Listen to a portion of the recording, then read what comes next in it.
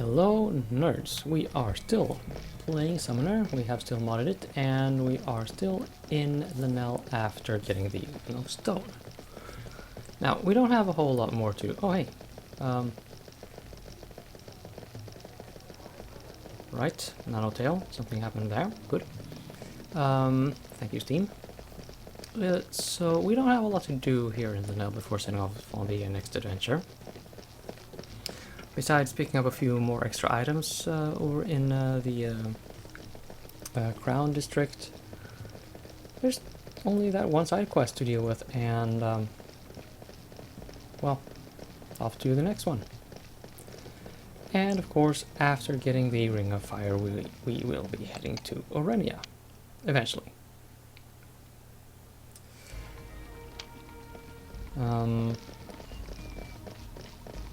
Oh, hello. Yeah, I noticed that the game started glitching around this time. Yeah, it's the recording PC. I'm running some Windows updates, I think, and that just doesn't play nice. So we are suddenly at the Crown District.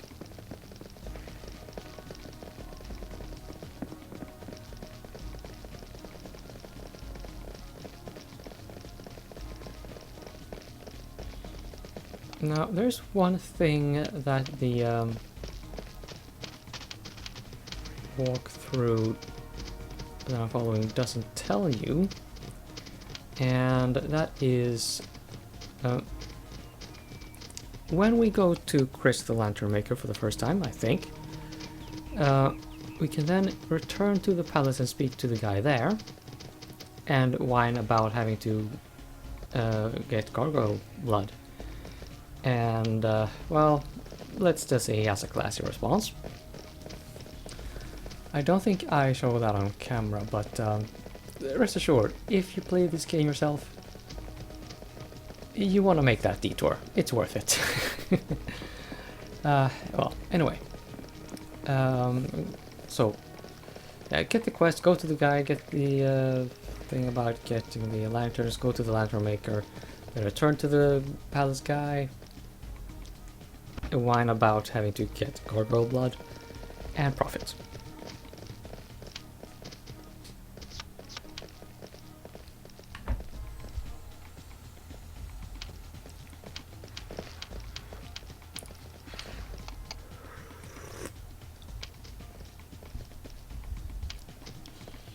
Still not quite well, by the way, but I seem to be fast improving.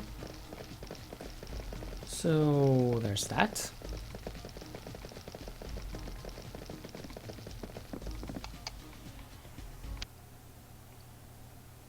Oh, and well, I guess I can say here, if any one of you happens to be watching my Utawara Rumuno Let's Play, spoiler, I have seen precisely 0 views on my last couple of videos in that in that series. So hey, I guess there's very little interest in it. You may notice that I went and did some text commentary. The way I do things with volume levels in that Let's Play, it's more trouble than it's worth to do in my video editor, so I figured messing with post commentary is just not going to be worth it. So I went ahead and did a text commentary for those videos.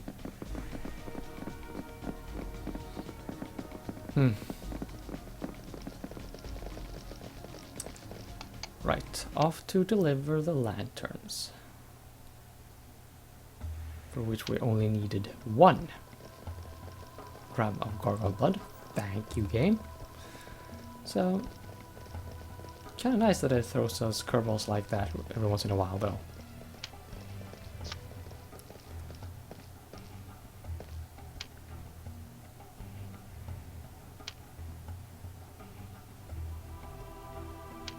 Yeah, sorry about that.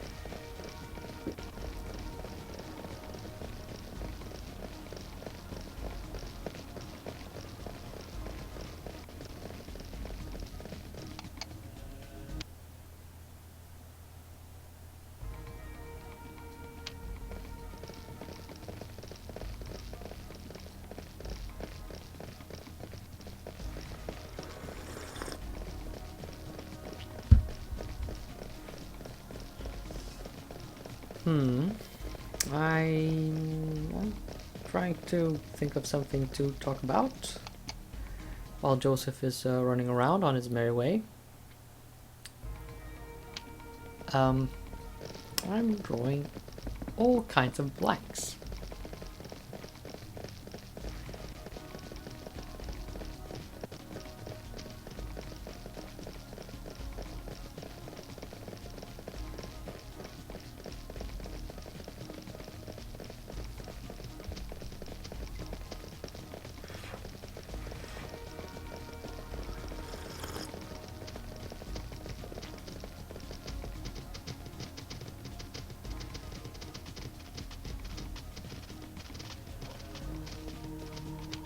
I grow powerful.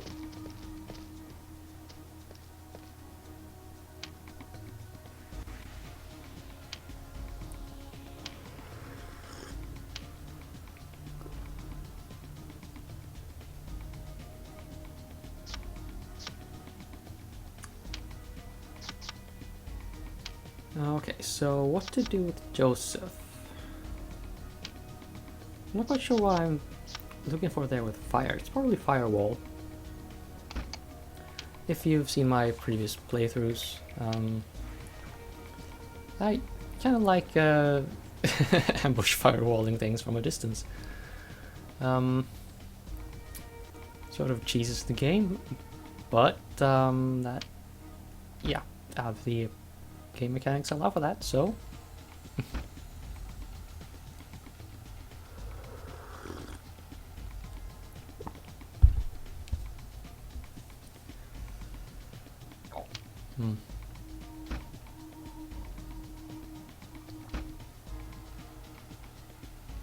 That barbarian store should maybe wear that on Jakar when we are out smashing things. I will probably forget about it, but I should use it at some point. And yeah, Volition, you've set up the collision detection very interestingly around that bush. Not that I disapprove. Well, not that I necessarily disapprove. I guess I technically kinda do. Okay, so Mountain of Sanavar, or whatever it is called. Anyway, the Khosani place. Off we go.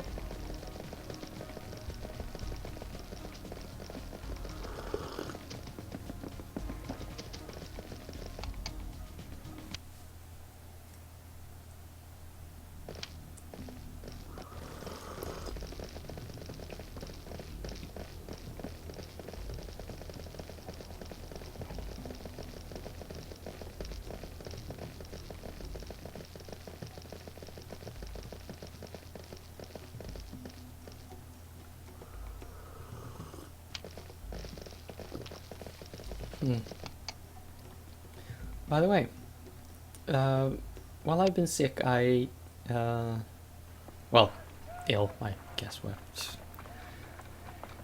just choose whatever word that does not bring connotations of puking all over the place. Okay. Right. So while I've been away from work, I got a little bored, so I started playing Persona 4 Golden on PC. While that game may or may not be everyone's cup of tea, I have to say, seeing it at 60 frames per second or close enough on a stupid resolution on my however big TV it is, it is just pleasantly ridiculous. Oh, and something is going to happen here.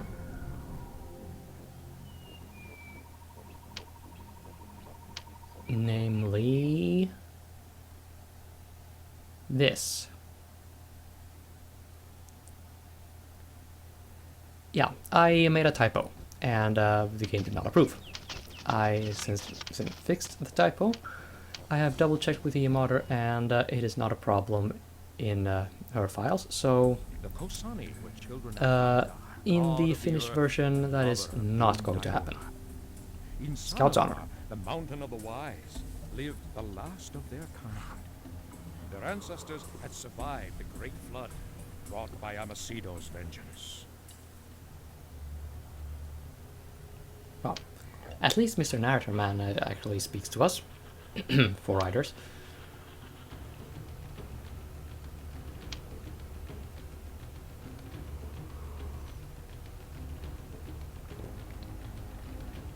Oh, did you see that we lost the Blade of Tar there, by the way? I think that is something the modder added. Well, I'm not entirely sure, to be perfectly honest, but I did see that she added a few tweaks and adjustments like that. Sort of how some later side quests have had their... Well, part of their solution, like the text dialogue thing, but also the rewards. So it is during the quests that we mostly get here in Khosani, not at this visit, although maybe a few of those, that we start to see you know, significant changes.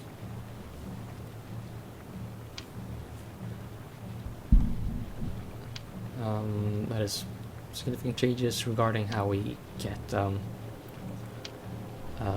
ultimate armor sets, weapons, and the like. But right now we are going to go and get that Ring of Fire, and we will see just how friendly Osodana is towards our delightful Rosalind and Fleece. I had completely forgotten about that. It came as a bit of a shock, I have to say. She can be very rude when she wants to. Well, I say rude, but I guess harsh is the proper word.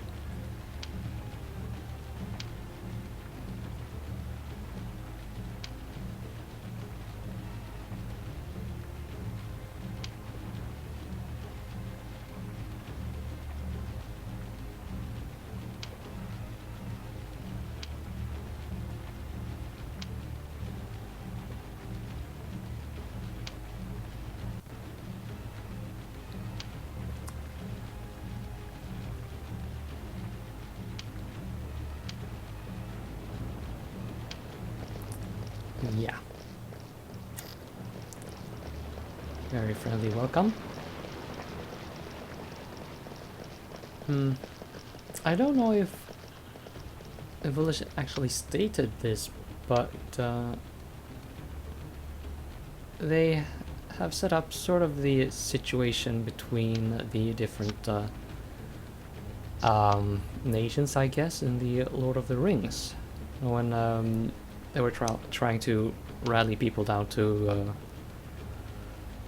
oh, and now I've forgotten the name of the place.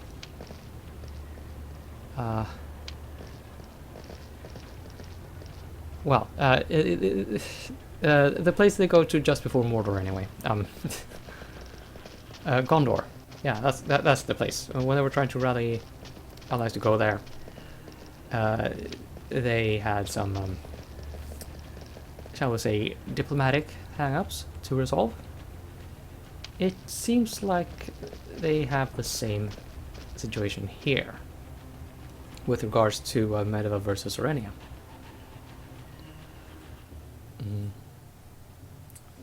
I'm looking ahead in the walkthrough here, I believe.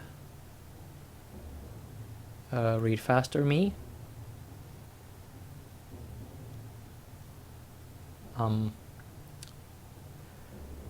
Shall we get some elevator music in here, maybe?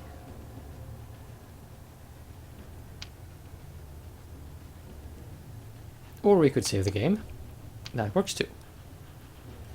I don't remember when exactly we can save down in the labyrinth. But anyone who has played a Shin Megami Tensei game or a Persona will recognize it as a very, very good idea to save before you enter a dungeon.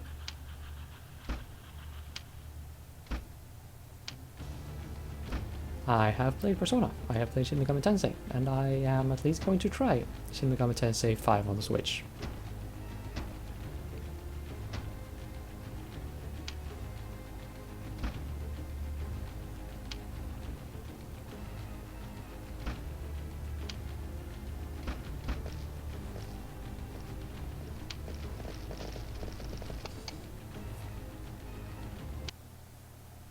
Okay, let's go.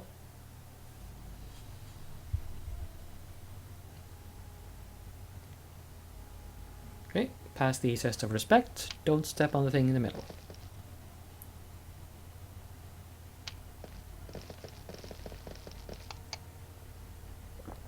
Oh yeah, and note the glyphs, note the numbers. We will need those for the final puzzle.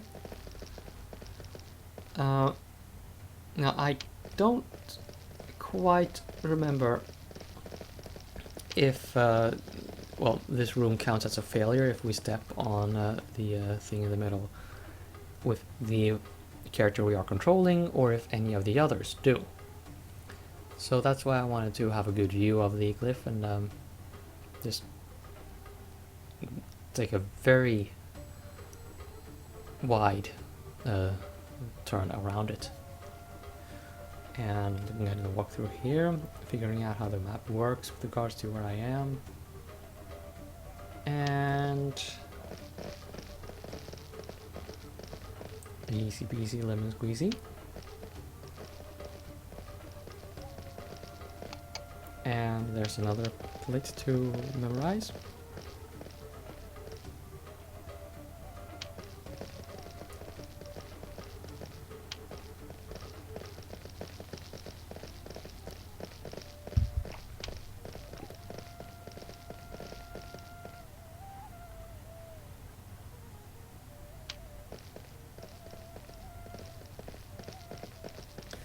Now, if we'd failed and clicked the wrong block or anything, those four sliding walls in the corners would have opened up, and we would have had to fight Jade Golems. They're not particularly dangerous, but they are really tough. By which I mean they take a lot of damage. No, they take very little damage due to high defense, but they also don't have very high HP, so yeah, just magic them for a bit and you're good.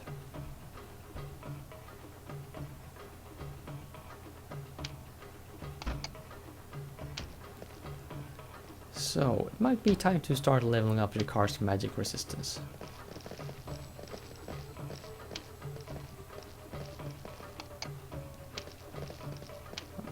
And there's another plate to memorize.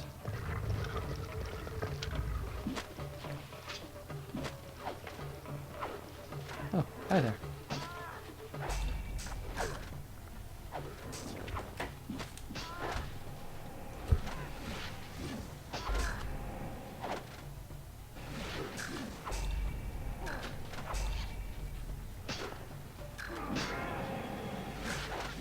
Oh, I guess I glitched out a little there. Well, the video did.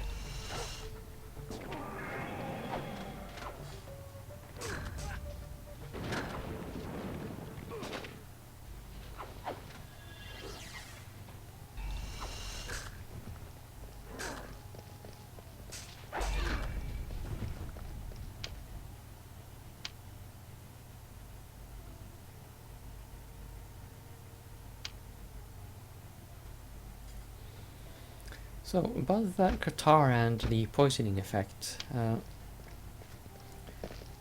In the unmodified game, there is a spot in, I think,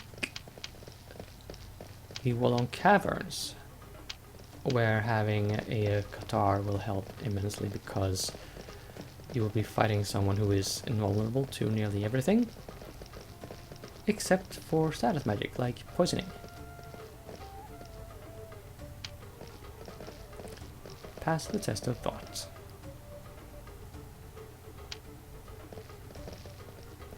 So, simple puzzle here. Well, simple-ish. Oh, and glitch merrily.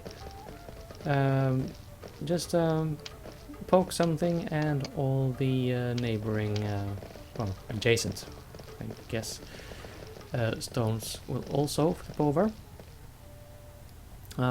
It has to do with forming a path in the next room. And if we do it this way, we can also get a bit of loot. However, the AI is not very good at navigating this, as I discovered. Nothing to do with the mod. They were never good at getting through here. But yeah. Be prepared to navigate your party members out of this fairly straight path manually.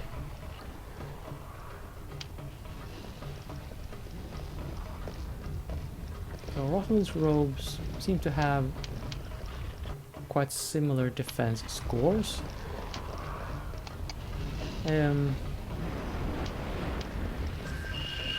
I don't mind that as such.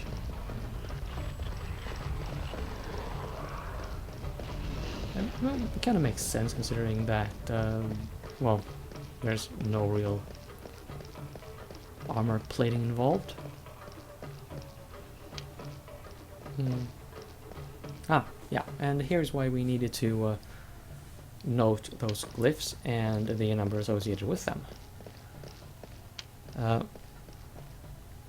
I believe that is the, well, the number we get is the order in which we need to click the plates. So here's the order.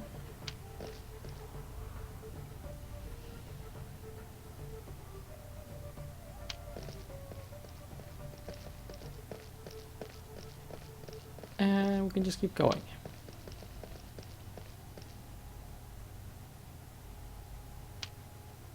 Yay, 2000 experience. Did someone level up maybe? Ah. Okay, well there you go. We can save here.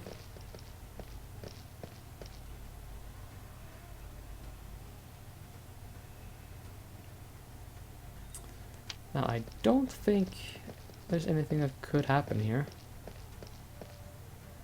I mean, we have those nooks in the walls that I expect could hide jade golems, but I don't know how to trigger them to jump out at us. Maybe if we fail the puzzle in the previous room or something.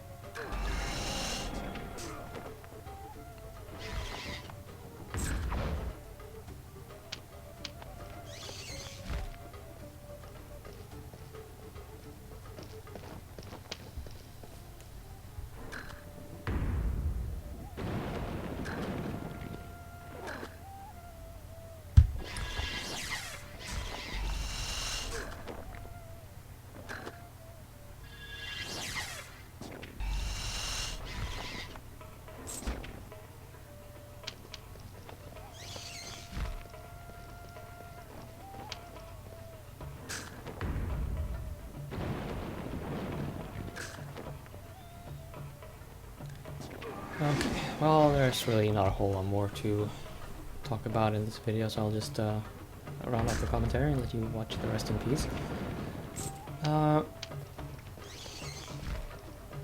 If we have equipment that will increase resistance to fire. I have a few pieces, I believe. We should equip those.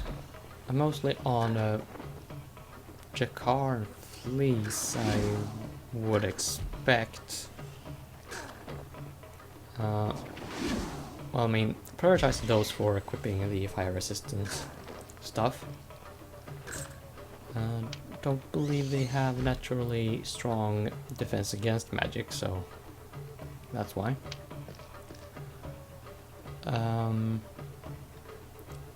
Other than that, this next fight is going to be annoying more than anything else.